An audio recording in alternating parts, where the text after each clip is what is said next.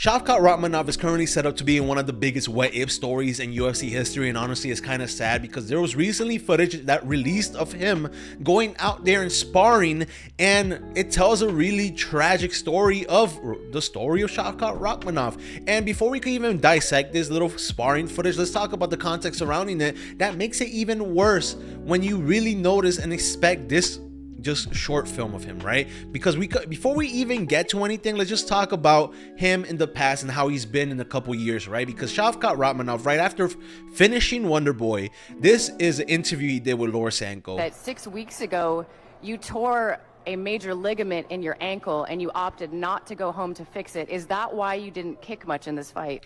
A torn ligament, 6 weeks from a fight, and he still chose to fight. Now you might say he chose to do it, whatever, it is his fault, but I just want to bring up 6 weeks is enough time to give to the UFC to say, hey, I can't take this fight. Hey, let me heal up. 6 weeks is a lot of time that you are going to, it's not the night before, it's not 2 nights before, it's not something that's the UFC is not going to be able to deal with. So this is not him, Shavkat Rakhmonov, saving the UFC. This is him and his ego letting him forbid himself from healing, going out there, I guess either for the fans or for himself, with a torn ligament. That is not a sprain, that is not a bruise, that is not a shoulder dislocation, that is a torn ligament, something you can't bounce off of, something you could rupture and rip in the fight itself, in the 6 weeks of training camp. This is something that Shavkat Rakhmonov is just foreshadowing for the remainder of his career, because he stayed in that fight. Yes, he won, but it did not do him any favors, because he will continue this little pattern of not allowing himself to heal up, which results into bigger injuries, like him ruining and tearing up his ACL, and he's here healed up. Now let me just also say this was a year ago. This picture came out of him a year ago, and then fucking Ian Garry takes pride in destroying Shavkat's career. Whatever, fuck Ian Garry, right? But I say that, I bring that up because a year ago he got surgery. He's good, and in that year he goes back to the gym. And then what? And then there's footage of him at Niza Fight UFC, whatever it is, right? Whatever it's called. Him with a crutches and a knee brace 4 months ago. And I'm doing this very air quoting that this is Shavkat Rakhmonov. I don't know if that's him or not. I am going to say that is somewhere that he would be. Niza FC, Niza Fighting is where his little sister goes and fights. Niza TV. She got a KO here, second round KO versus somebody. He's gonna be there. The only reason I go and say that's him is because that was 4 months ago. This is him apparently 3 months ago. And just look at his activity. Just look at, he's bouncy. Look how bouncy he is. A man with a knee brace and crutches is not gonna be that bouncy theoretically, right? Unless he's like fully healed up, which, you know, it's possible. But to say he could go from getting surgery, going back to the gym within a couple months, weeks, and then being in crutches again, and then just going back to bouncing over again, being healthy, it could be possible.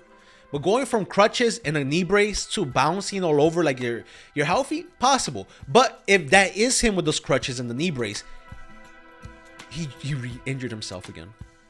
He has re-injured himself again, which is not out the line for Shavkat Rakhmonov, a guy who, again, 6 weeks before a fight, a big fight with a big name, he injured himself, continued that fight. A ligament.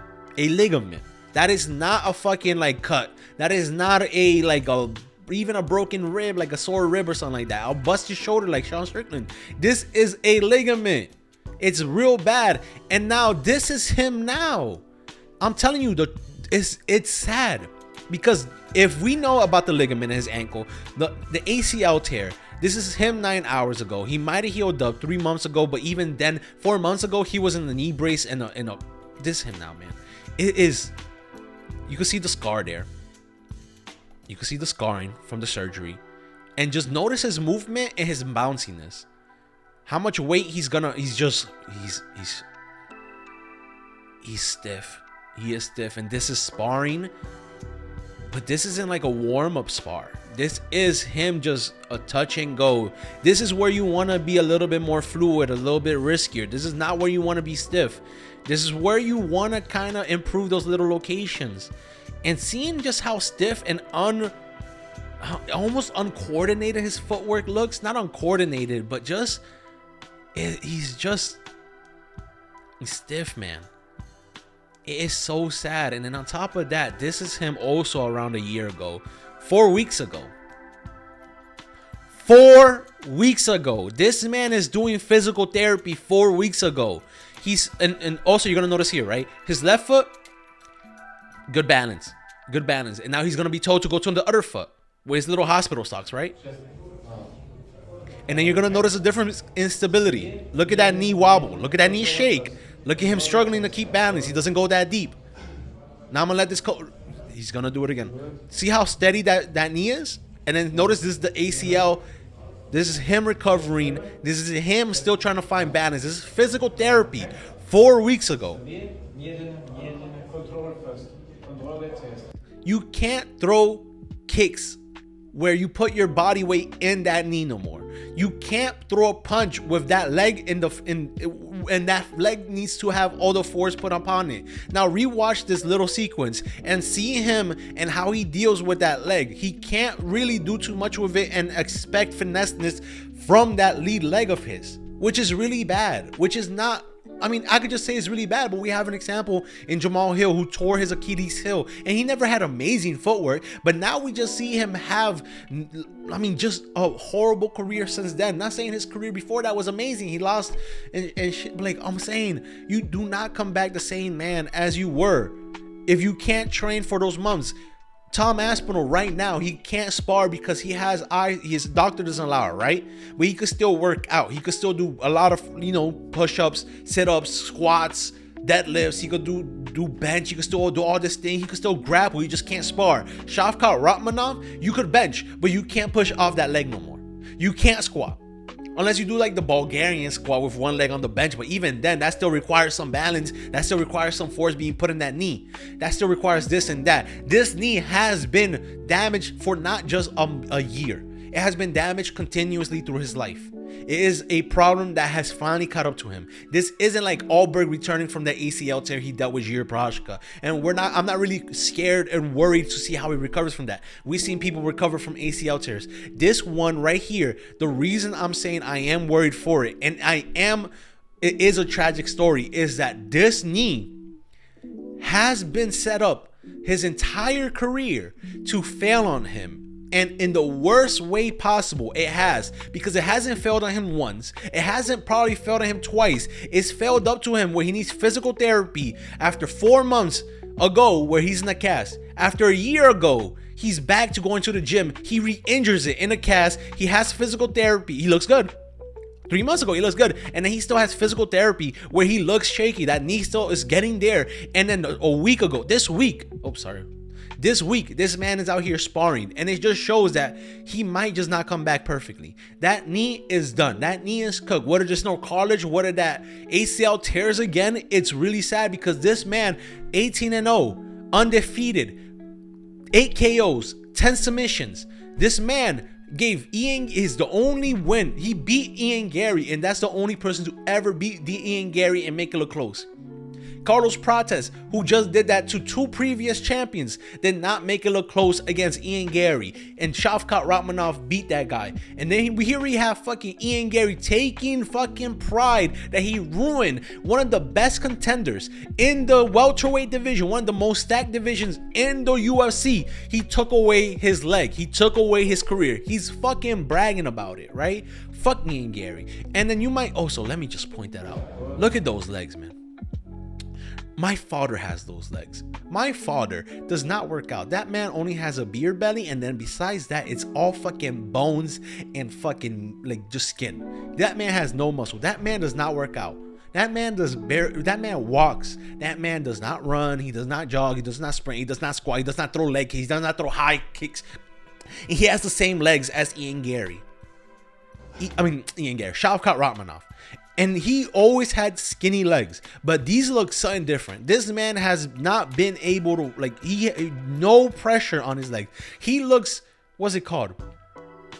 Like when you're in your bed for so long, you start like, not bed sores, but you just start dying. Like your body starts eating itself, and it's just bad, man. It's so sad. He never had the craziest legs, but at least there was like, look at that calf muscle. There's calf muscle. I'm pretty sure there's thigh muscle up there. But when you see this, man,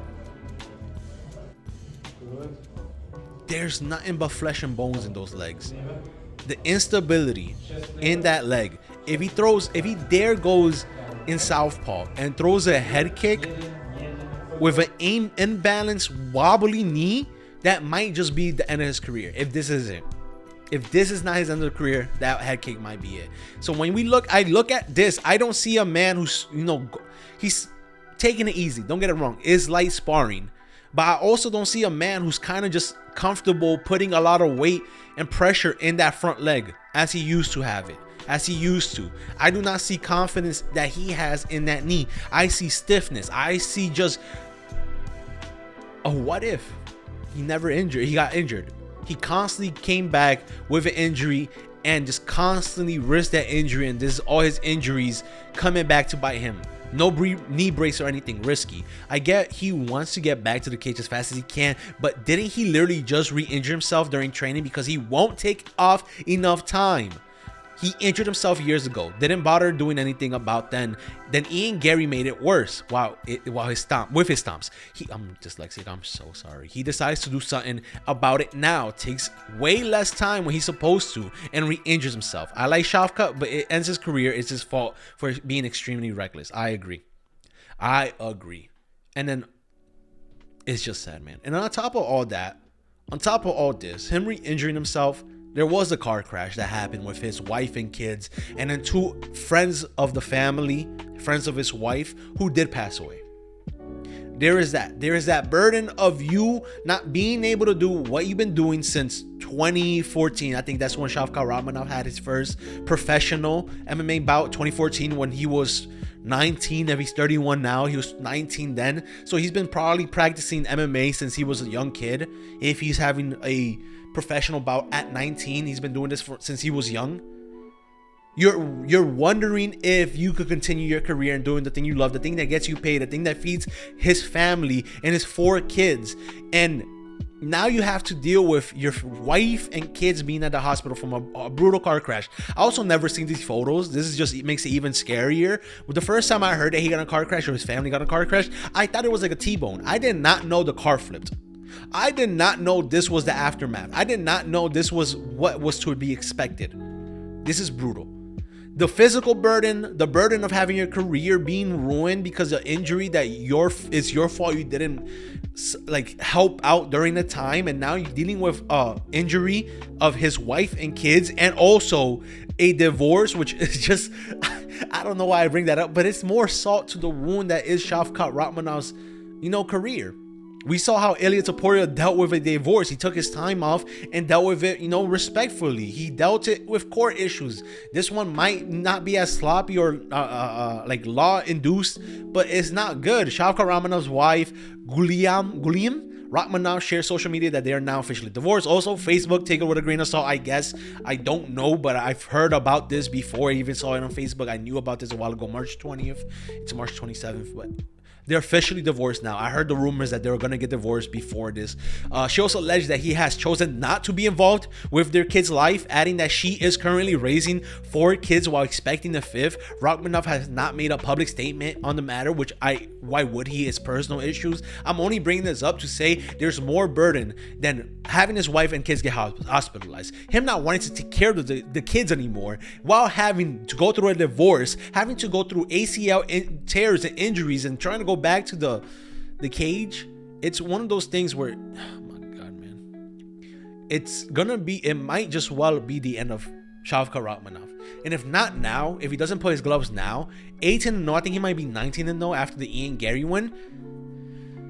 If we're just talking about where he even lays or ranks in the rankings, it might make things even worse. We saw how he sparred. It's fine sparring. It's not, I don't look at this and see who I used to, a killer. But even then, even if he comes up as a fraction of the man he used to be, He still has to fight. Or you think he's gonna build up his resume again and fight cans? No, they're gonna put him top 5, top 10 maybe. And if we just looked at this outdated ranking list of the welterweight division, that is a hard top 5. Top 10 maybe. Again, this is not accurate no more. But if he fights someone like a Ian Garry, a Carlos Prates, a Michael Morales, even someone like the champ, he goes straight to the belt, it's gonna be a hard fight. Those are scary fights. Those are fights where Ian Garry in a rematch can and will re-stomp that knee open. He was so proud to share that information that, yeah, I did that. Fucking cuck, right? Like, who brags about shit like that? Michael Morales. If you're plotting in front of Michael Morales like you are in this little footage right here, if you're too scared to put pressure and bounce off that lead leg, Michael Morales can and will catch you eventually. Carlos Prates can and will catch you eventually. And that's even saying that Shavkat Rakhmonov does not go out and re-injure himself during training camp for one of these fights. I like Shavkat Rakhmonov. I do not know where he is mentally, physically. That being said, to say he's gonna come back and fit himself like a nice, beautiful Jenga piece into the division is wishful thinking. That he's gonna be able to come back 80%, 90%, or 100% of the man he is today.